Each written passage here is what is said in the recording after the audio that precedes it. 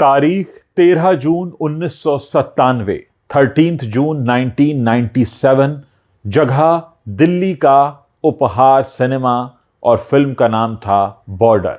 यहां इस फिल्म का लुत्फ उठाने गए 59 लोग अपने घर कभी वापस नहीं लौटे और मरने वालों में ज़्यादातर महिलाएं और बच्चे शामिल थे। किसी का बर्थडे था तो कोई अपनी एनिवर्सरी मनाने गया था, तो कोई अपने दोस्तों के साथ यूं ही एक फिल्म का मज़ा लेने गया था। लेकिन कोई नहीं जानता था कि इस थिएटर को चलाने वाले अंसल बंधुओं ने उनकी सुरक्षा के लिए कोई इंतज़ाम नहीं किए हैं और कुछ टिकट ज़्यादा बिक जाएं इसके लिए लोगों को हॉल में ठूंस दिया गया है।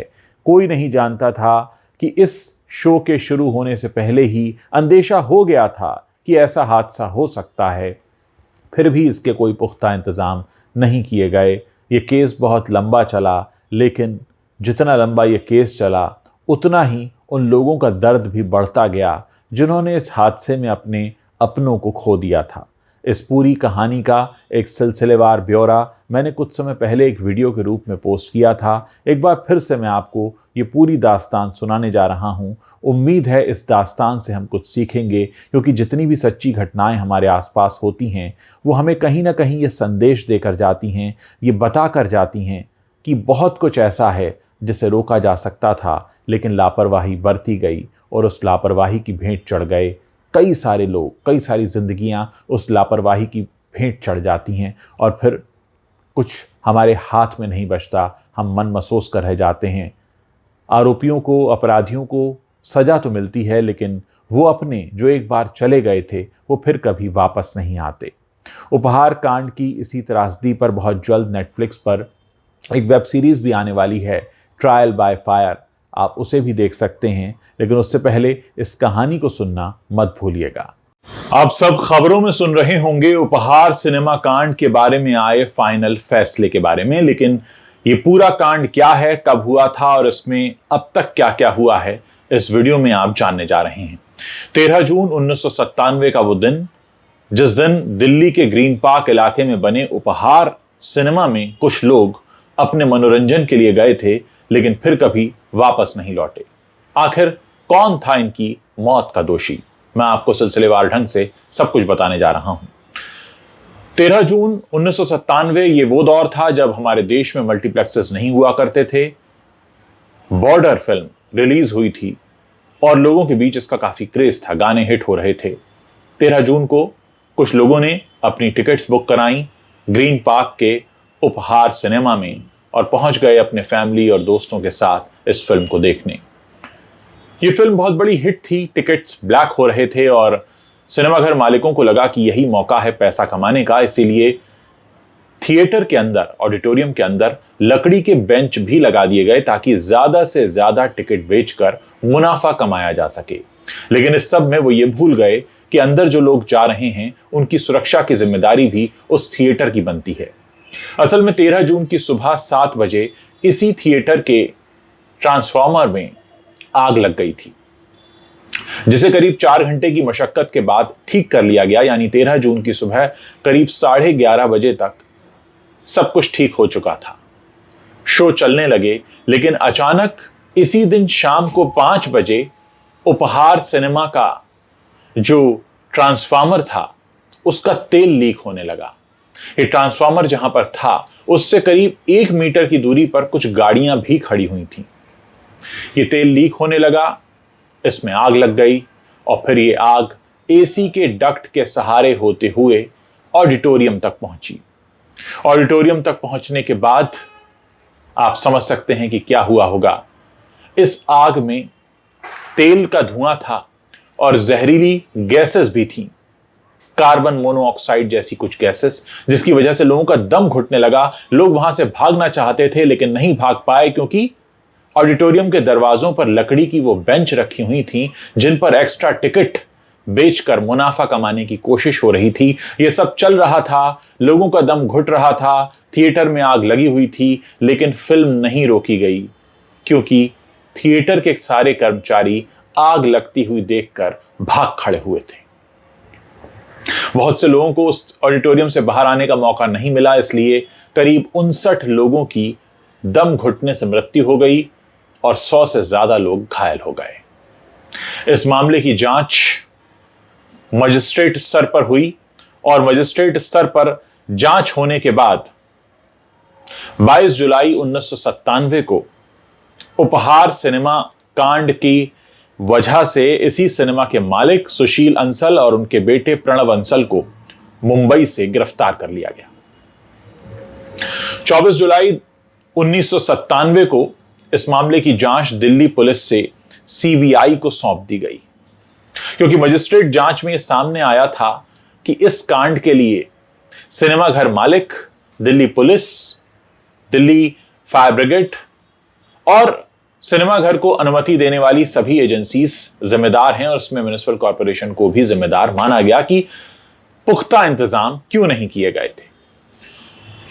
24 जुलाई 1997 को मामले की जांच दिल्ली पुलिस से सीबीआई को दे दी गई और नवंबर आते आते यानी घटना के करीब 6 महीने बाद सीबीआई ने सुशील अंसल, गोपाल अंसल समेत 16 लोगों के खिलाफ अदालत में चार्जशीट दायर कर दी। 10 मार्च 1999 को सेशन कोर्ट में केस का ट्रायल शुरू हुआ। 27 फरवरी 2001 को अदालत ने सभी आरोपियों पर गैर इरादतन हत्या, लापरवाही व अन्य मामलों के तहत आरोप तय कर लिए। 23 मई 2001 गवाहों की गवाही का दौर शुरू हुआ। 4 अप्रैल 2002 दिल्ली हाईकोर्ट ने निचली अदालत को मामले का जल्द निपटारा देने का आदेश दिया, क्योंकि देश भर में इसको लेकर काफी कोहराम मचा हुआ था। बहुत से लोग जो अपने प्रियजनों को इसमें खो चुके थे सड़कों पर थे, प्रदर्शन कर रहे थे कि तुरंत कार्रवाई क्यों नहीं हो रही, उन्हें मुआवजा नहीं दिया जा रहा और सबसे बड़ी बात यह कि जो दोषी हैं उनको सजा क्यों नहीं दी जा रही। 27 जनवरी 2003 आते आते अदालत ने अंसल बंधुओं की उस याचिका को खारिज भी कर दिया जिसमें उन्होंने यह कहा था कि उपहार सिनेमा उन्हें वापस सौंप दिया जाए। अदालत ने कहा कि यह केस का अहम सबूत है और मामले के निपटारे तक यह थिएटर उन्हें नहीं सौंपा जाएगा। आप सोचिए, इतना बड़ा कांड हो गया था और उन्हें अपना थिएटर वापस चाहिए था। 24 अप्रैल 2003 हाईकोर्ट ने 18 करोड़ रुपए का मुआवजा पीड़ितों के परिवार वालों को दिए जाने का आदेश जारी कर दिया। 4 सितंबर 2004 अदालत ने आरोपियों के बयान दर्ज करने की प्रक्रिया शुरू की। 5 नवंबर 2005 बचाव पक्ष के गवाहों की गवाही शुरू हुई। 2 अगस्त 2006 बचाव पक्ष की गवाहों की गवाही पूरी हुई। कहते हैं इस मामले में 100 से ज्यादा गवाही हुई और 350 से ज्यादा सुनवाई हुई 10 साल के भीतर। 9 अगस्त 2006 सेशन कोर्ट जज ममता सहगल ने उपहार सिनेमा का निरीक्षण किया। 14 फरवरी 2007 में केस की अंतिम जिरह शुरू हुई और 21 अगस्त 2007 आते आते उपहार कांड पीड़ितों के संगठन ने दिल्ली हाईकोर्ट में याचिका दायर करके मामले का जल्द निपटारा किए जाने की मांग की, क्योंकि 21 अगस्त 2007 आते आते इस पूरे कांड को 10 साल होने आ रहे थे।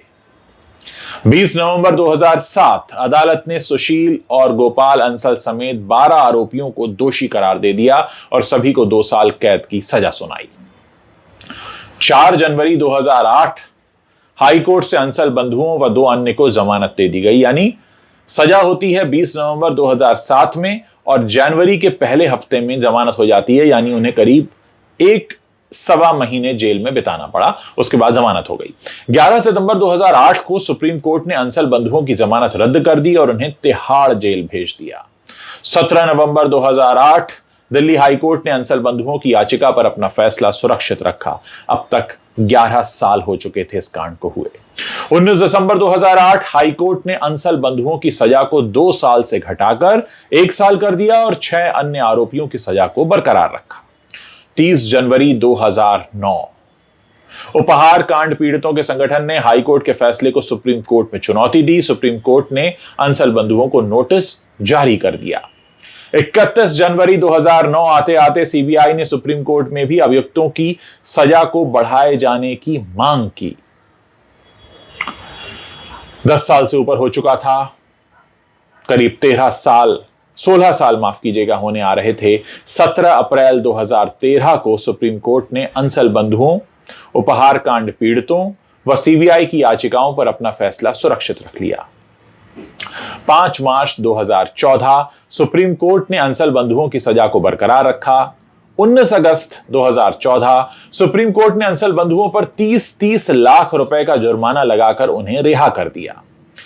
17 दिसंबर 2018 आते आते इस घटना को 20 साल हो चुके थे। दोषी पुलिसकर्मियों के खिलाफ रिपोर्ट दर्ज करने के आदेश दिए गए। दिसंबर 2018 में ही दिल्ली हाई कोर्ट ने उपहार सिनेमा कांड में सजा पाने वाले उसके मालिक सुशील अंसल का पासपोर्ट जारी करने वाले अधिकारी के खिलाफ एफआईआर दर्ज करने का आदेश दिया था कि इतना बड़ा कांड चल रहा है और आपने पासपोर्ट कैसे जारी कर दिया।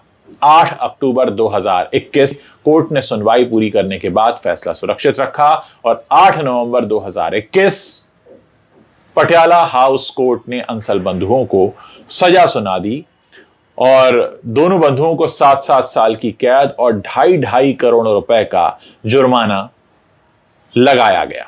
आप सोचिए, ये पूरा कांड इस तरह से चलता रहा।